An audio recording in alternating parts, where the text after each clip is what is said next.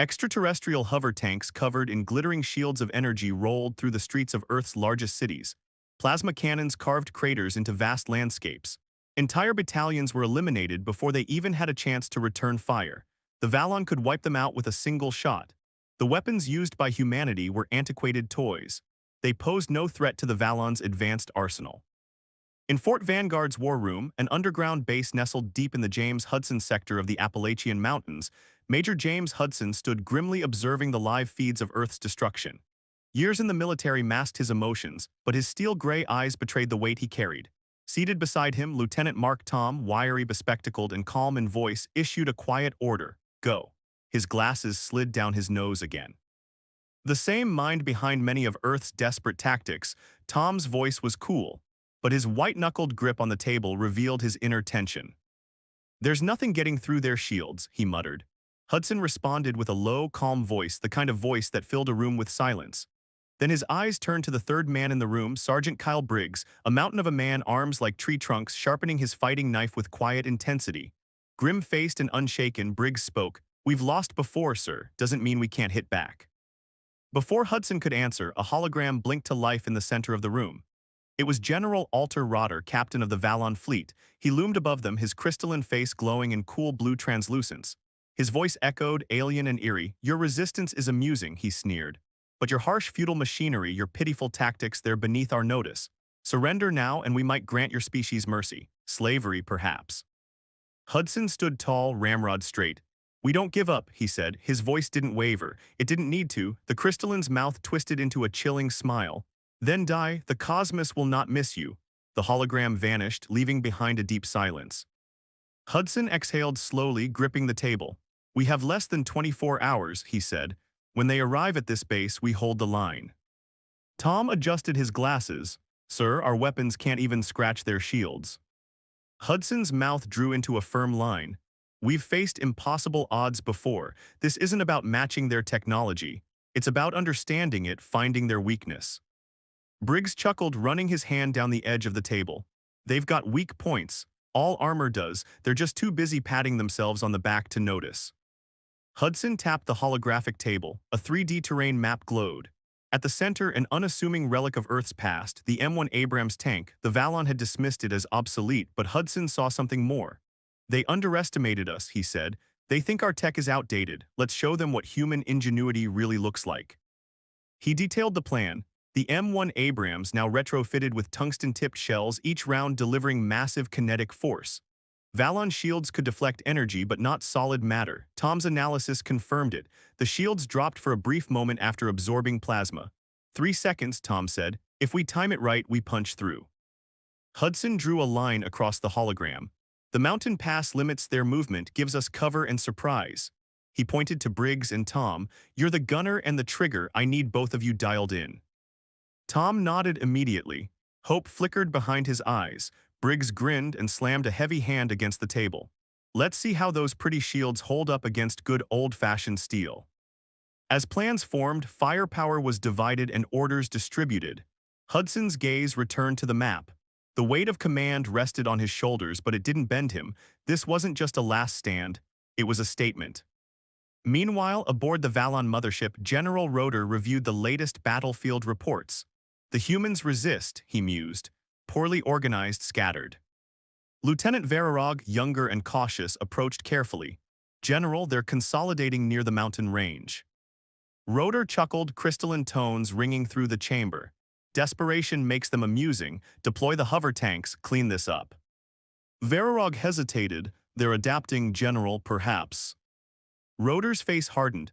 "They are primitives, crush them." Back at Fort Vanguard, nightfall came. Major Hudson walked among his soldiers. Nods of solidarity, quiet words of courage. He stopped before the Abrams, running a hand across its cold steel flank. "You ready, old girl?" he whispered. The tank, still and silent, seemed to answer him with unwavering strength. At dawn, tension rippled through the camp like a storm cloud. Hudson stood atop the ridge, Tom and Briggs at his side. "They're coming," he said, eyes locked on the horizon. "Then let's give them something to remember," Tom answered. Far below, the first alien hovercrafts appeared, shimmering under the rising sun. The battle for humanity had begun, and Fort Vanguard fell silent. In the stillness, Hudson stepped to a rusted metal podium. Soldiers gathered, faces pale under the halogen lights. "You've seen what they can do," he began. "They think we're weak, broken, but they don't understand what it means to fight for something worth saving." He scanned the crowd. "They have shields and plasma. We have grit, ingenuity, the will to survive. That's why we'll win." Cheers broke out across the base. Hudson stepped down, nodding to Tom, who stood with a tablet in hand. "Let's make sure this isn't our last stand," Tom said. Final preparations began.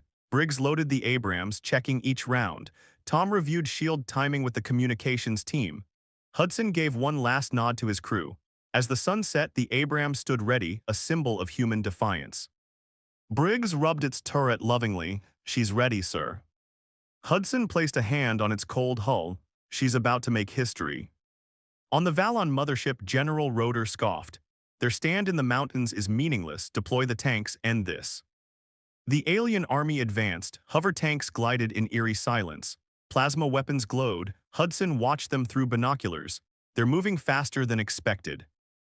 Tom recalculated. "Less time to strike, we need to be precise."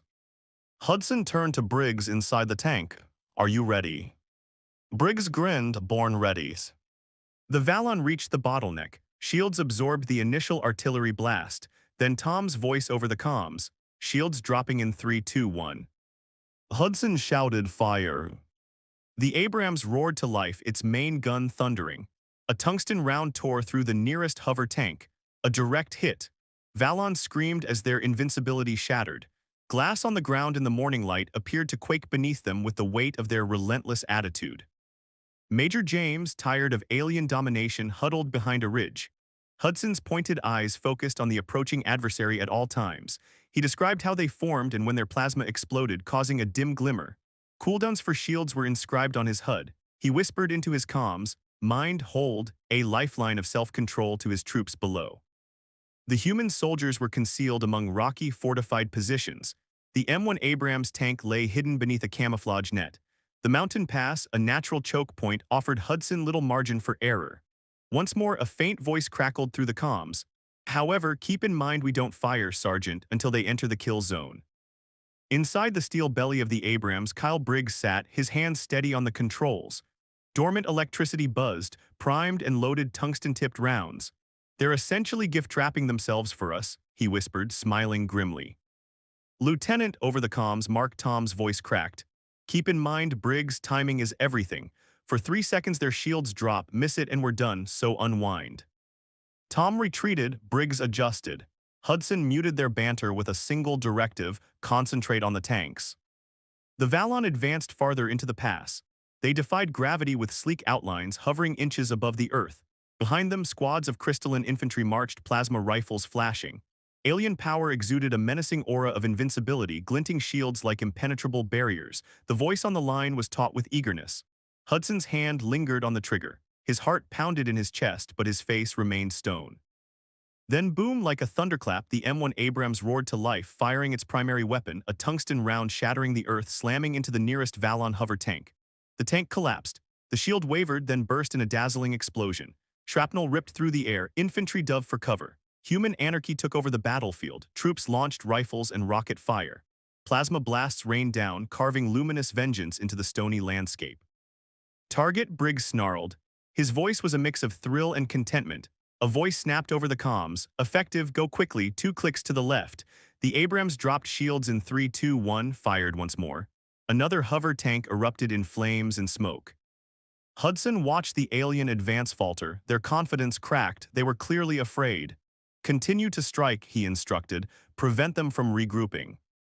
The Valon weren't vanquished. Not yet. Their infantry moved in close formation. Plasma weapons destroyed anything in their path. Hover tanks adjusted course, preparing to fire behind shimmering shields. Tom yelled, "Plasma cannons incoming." Briggs swung the Abrams turret to 12-0-0, secured the lead tank, pulled the trigger. The tongue.